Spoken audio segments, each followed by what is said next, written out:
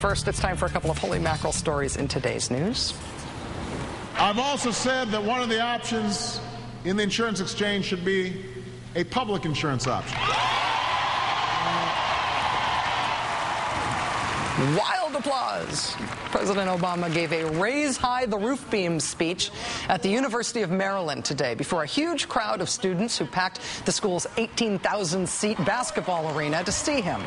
The crowd was very enthusiastic. The president repeated his most crowd-pleasing, crowd-rousing rhetoric on health care.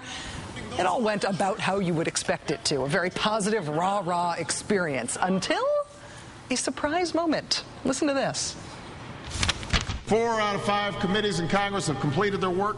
Yesterday, the Finance Committee, under the leadership of Max Baucus, put out its own bill. Each bill has its strengths, and there are a lot of similarities between them. Okay, 2 things. 1, American college kids right now are really psyched about the minutia of health policy. They cheered the public option. 2, American college students now know enough about the minutia of health policy to boo when they hear the name of the chairman of the Senate Finance Committee. They booed when he said Max Baucus.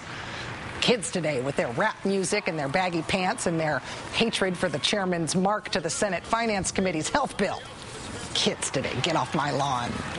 You know, I have a college degree in health policy, and I have to say, my college experience was not like that. Wonk on, University of Maryland, wonk on. The geeks shall inherit the earth. As has Ken Salazar. Ken Salazar inherited responsibility for about 500 million acres of the earth when President Obama appointed him Secretary of the Interior. Yesterday, as we reported, he announced that he would shut down the Interior Department office, known during the Bush administration as the place where department staffers snorted meth off of toaster ovens. The Inspector General reported that in addition to the toaster oven meth snorting, employees of one Minerals Management Service office had sex with, did drugs with, and took embarrassingly small bribes from people in the oil and gas industry they were supposed to be regulating. Now, the Secretary of the Interior during the time of the toaster oven meth snorting, what's known as the department's orgy era, was a person named Gail Norton. During the orgy era at her department, Gail Norton awarded Shell Oil a bunch of extremely lucrative leases to squeeze some oil out of federal lands.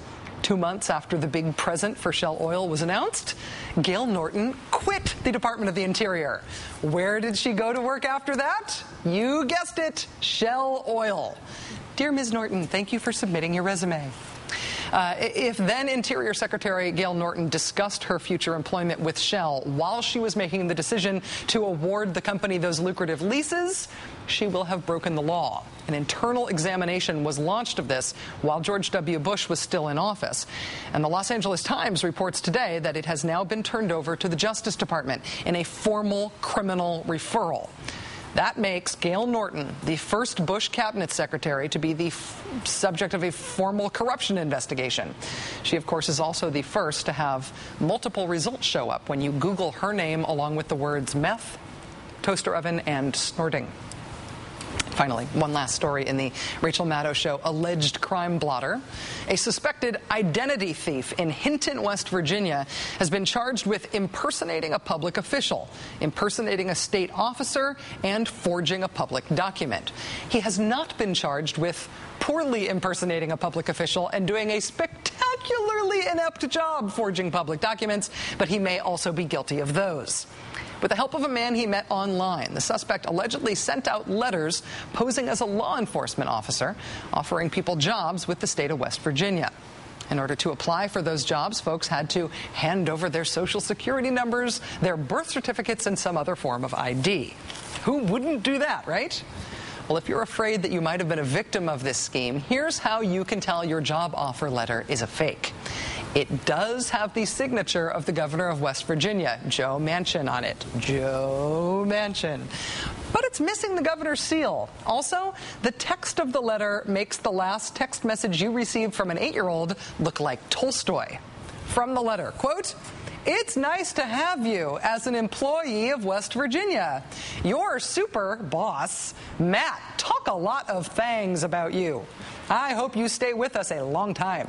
If you got Question mark? Please ask Matt. Love Joe Manchin, governor of West Virginia.